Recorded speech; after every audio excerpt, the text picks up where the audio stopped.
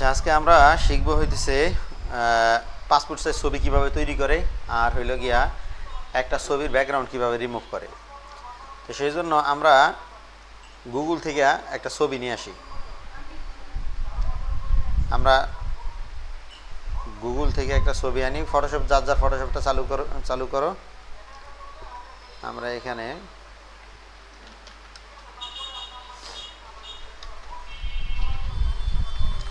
Man photo HD,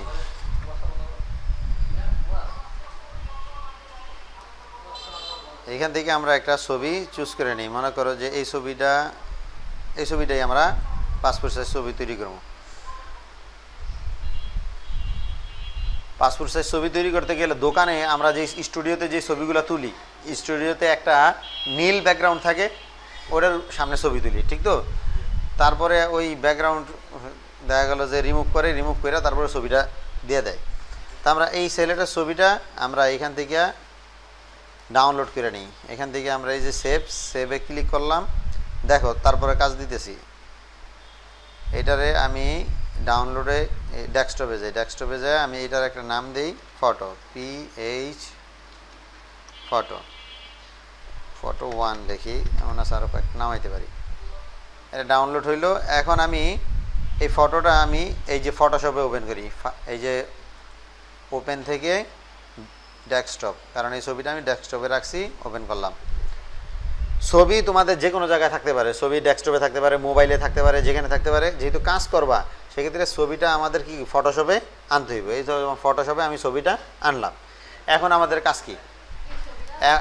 এখন আমাদের কাজ হইল এই ছবিটা পাসপোর্ট সাইজ ছবি তৈরি করা এবং ব্যাকগ্রাউন্ড রিমুভ করা। এখানে বেশ কয়েকটা সিস্টেমে ব্যাকগ্রাউন্ড রিমুভ করা যায়। আজকে আমি তোমাদেরকে এই সিস্টেমগুলো দেখাই, খুব মনোযোগ সহকারে দেখবে এবং খুব ইজি, একেবারে ইজি। এই ব্যাকগ্রাউন্ড রিমুভ করার কাজ পৃথিবীর মধ্যে যতগুলো সহজ কাজ আছে তার মধ্যে অন্যতম একটা। তাহলে আমরা ফার্স্ট স্টেপ শুরু করি। প্রথমে আমরা কি করব, এই ছবিটা লক করা থাকে, এই যে লেয়ার প্যানেলে যাব, এটা হলো প্যানেল বার, মনে আছে? তাহলে প্যানেল বারে ক্লিক করে আমরা কি করব, এই যেই ব্যাকগ্রাউন্ডটা লক করা আছে এই লকটা খুলে দিব। এই লকের উপরে একটা ক্লিক করলে লকটা কি আনলক হয়ে যায়। এখন এই ছবিটার ব্যাকগ্রাউন্ড রিমুভ করার জন্য আমরা এখানে এই যে কুইক সিলেকশন টুল আছে, এই কুইক সিলেকশন টুলটা ক্লিক করব। ক্লিক করার পরে এই যে এখানে আছে সাবজেক্ট, মানে সিলেক্ট সাবজেক্ট, এটাতে ক্লিক করব। এটাতে ক্লিক করলে আমাদের শুধুমাত্র ছবিটা সিলেক্ট হবে। কেমন? একটু অপেক্ষা করলেই আমাদের এটা অটো প্রসেসিংয়ে কি সিলেক্ট হয়ে যাবে। তা আমরা এই ছবিটা সিলেক্ট হলে পরে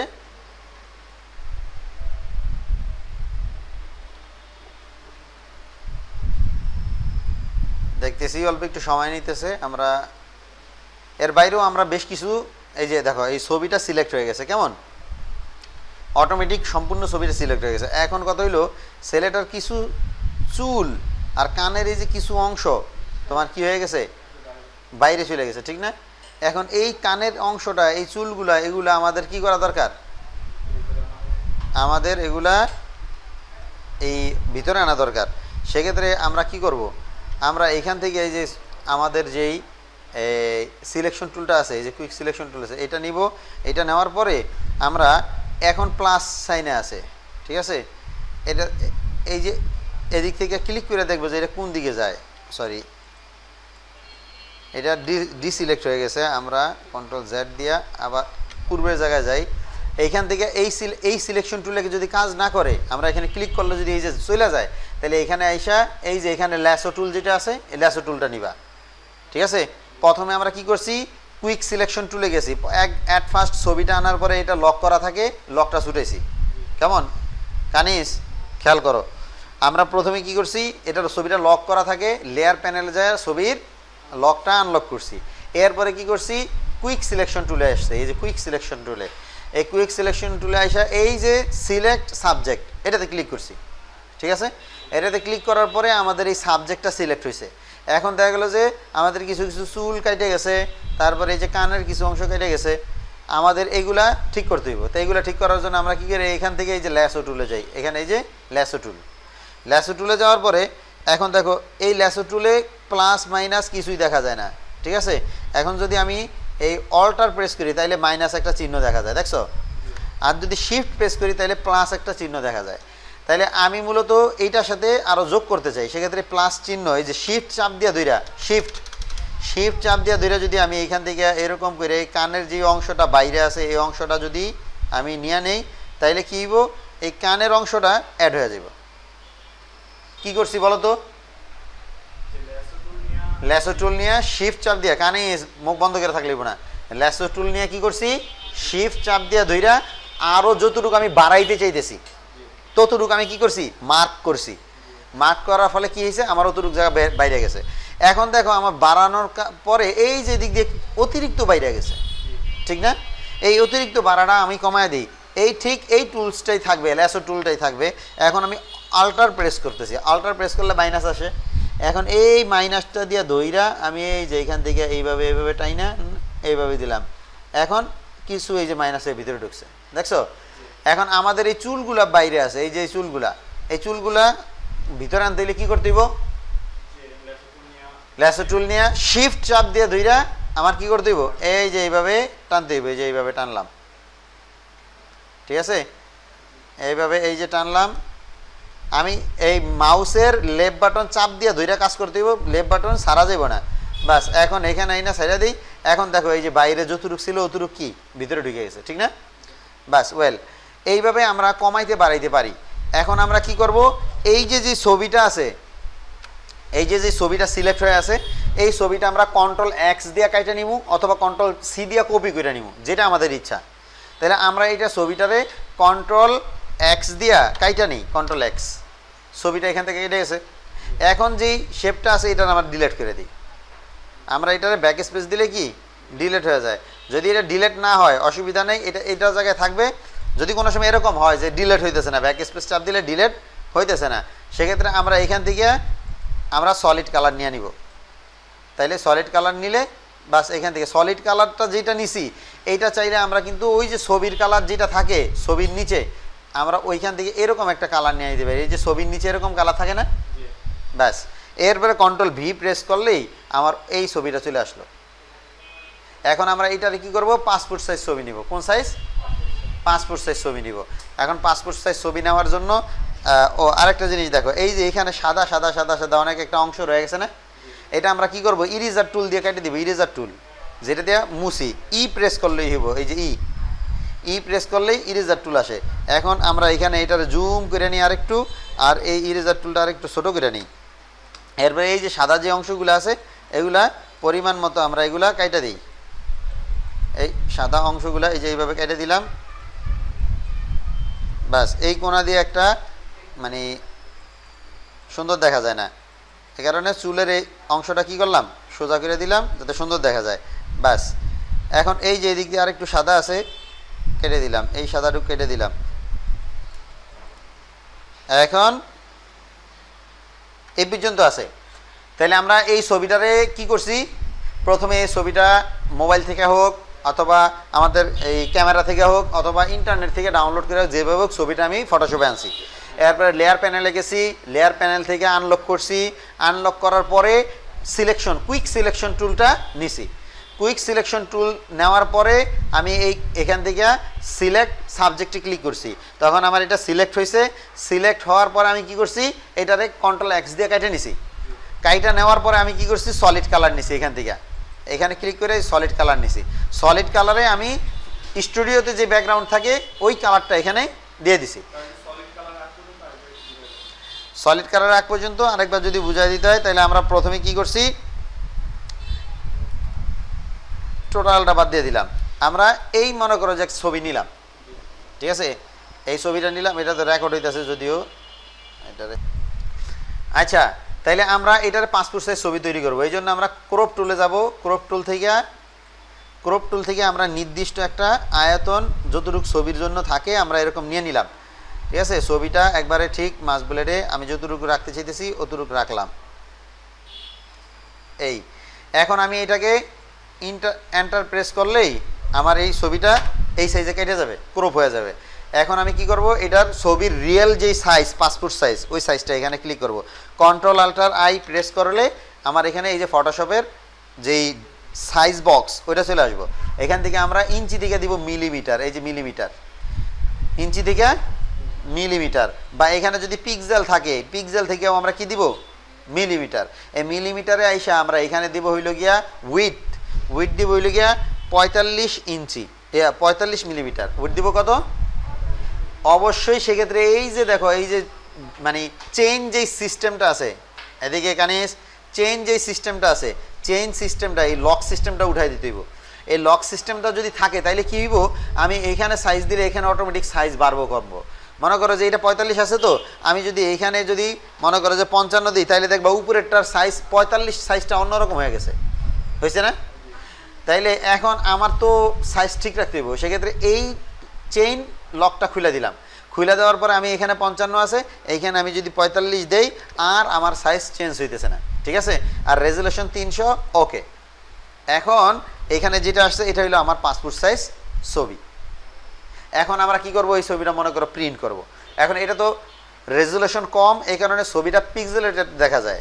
তোমরা তো মোবাইলে ছবি ভালো ছবি তুলবা, এই ভালো ছবিগুলো কাইটা তোমরা এরকম পাসপোর্ট সাইজ ছবি তৈরি করবা। সেক্ষেত্রে এই ছবিটা এখন আমরা কিভাবে সেভ করব, এই ছবিটা আমরা কিভাবে সেভ করতে পারি? এই ছবিটা সেভ করার জন্য আমরা ফাইলে যাব, ফাইল থেকে সেভ এজে আসলে পরে আমরা এখানে যে পপ আপটা আসছে এখানে এই যে ফটো লেখা আছে, আমরা এখানে এইসব জেপিইজি, এই যে জেপিইজি দেখছো, জেপিইজিতে ক্লিক করব, এখানে সেভে ক্লিক করব। সেভে ক্লিক করলে এখানে জেপিইজি ফরম্যাটে কিন্তু একটা আছে, এই কারণে নিতে চাইতেছে না। তা আমরা এটারে ছবির নামটা দিয়ে দিই পাসপোর্ট সাইজ ছবি, পাসপোর্ট সাইজ ফটো, কেমন? এবার ওকে প্রেস করি, ওকে প্রেস করলে আবার এই যে ডায়লগ বক্সটা আসছে, এখান থেকে আমরা হাই থেকে ম্যাক্সিমাম দিয়ে দিব। হাই থেকে কি ম্যাক্সিমাম, এটা ফুল এই যে এখানে যেই তোমার এই ইয়াটা আছে সুইচটা আছে, এটা একবারে হাই করে দিব। হাই করে দিলে মাত্র 135 KB এটা যাইতেছে। আমরা এখান থেকে ওকে প্রেস করে দিব। ওকে প্রেস করে দিলে আমার এই ছবিটা কি সেভ হয়ে গেছে। এখন দেখো আমরা ডেস্কটপে গেলে এই যে ডেস্কটপে আমার এই ছবিটা পাসপোর্ট সাইজ ছবি এই যে সেভ হয়ে গেছে। এখন কেউ যদি চিন্তা করে যে আমি এই পাসপোর্ট সাইজ ছবিটা আমি কি করব, এই পাসপোর্ট সাইজ ছবি আছে আমি এই ছবিটারে প্রিন্ট করব, কি করব প্রিন্ট করব। তো প্রিন্ট করতে হইলে কি করতে হইব, তাহলে প্রিন্ট করতে হইলে এই পাসপোর্ট সাইজ ছবিটারে আমরা কি করব, একটা A4 পেপার নিব। আমরা এই নিউ থেকে এই যে নিউ থেকে প্রিন্ট, এমনি নিউ থেকে প্রিন্ট থেকে লেটার সাইজ অথবা A4 সাইজ, আমরা A4 সাইজ নিলাম। A4 সাইজ নেওয়ার পরে এখান থেকে RGB থেকে CMYK দিয়া ক্রিয়েট, যেহেতু প্রিন্ট হবে। এবার এই ছবিটা আমরা মনে করো যে ওইখান থেকে ওপেন করছি, এই ছবিটার এখান থেকে চাপ দিয়া ধইরা এই যে সম্পূর্ণ লেয়ারটা একসাথে করতে হবে। এই যে সবগুলা লেয়ার কন্ট্রোল ই প্রেস করতে হবে, সবগুলা লেয়ার ধরার পরে এই যে যেমন এইখান থেকে এই পর্যন্ত ধরার পরে কন্ট্রোল ই প্রেস করতে হইব। কন্ট্রোল ই প্রেস করলে পুরা সবগুলা এক হয়ে যাবে, ঠিক আছে? এরপর আমরা কি করবো, এটার ধইরা এখানে নিয়ে আসবো। এই যে এখানে নিয়ে আসলাম, ছেড়ে দিলাম। এখন কি হয়েছে, একটা ছবি আমরা স্টুডিওতে প্রিন্ট করি না, স্টুডিওতে গেলে দেখবা কইব কি 4টা ছবি প্রিন্ট করতে হইব, ভাই 4টার কম দেওয়া যাবে না, এরকম বলে না? তো এখন তুমি কি করবা, এই আনাম একটা পেজের মধ্যে এরকম করে রাখলা, এটা জুম করো, ডিস্টার্ব করি না, ডিস্টার্ব করার দরকার নেই, মনোযোগ দিয়ে দেখুক। তাইলে এই যে পাসপোর্ট সাইজ ছবিটা এখানে আনলাম, এই ছবিটা আমি কি করব, এখন এই যে এখানে রাখার পরে আমরা অল্টার চাপ দিয়ে ধইরা রেখা শিফট চাপ দিয়ে ধরতে হইব। অল্টার শিফট একসাথে ধইরা এটারে ধইরা আস্তে আস্তে এইভাবে টান দিতে হইব, তাইলে এটা ডুপ্লিকেট হইব, ঠিক আছে? এইভাবে হইল। এরপরে আমরা 4টা নিলাম, 4টা নেওয়ার পরে এখন দেখো এই যে মাঝখান দিয়ে এইটার যতটা দূরত্ব আছে, এটার দূরত্ব কি অতটা আছে? নাই। এখন দেখা গেল যে আমাদের এই সবগুলা ছবির যেন দূরত্ব সমান থাকে, সবগুলা ছবির জন্য কি থাকে, দূরত্ব সমান থাকে। এই জন্য আমরা কি করব, এই প্রথম ছবিটাতে ক্লিক করব, এই যে প্রথম ছবিটাতে ক্লিক করব, এরপর শিফট চাপ দিয়ে ধইরা শেষের ছবিটাতে ক্লিক করব। তাহলে সবগুলা এই 4টা ছবি একসাথে কি সিলেক্ট হইল।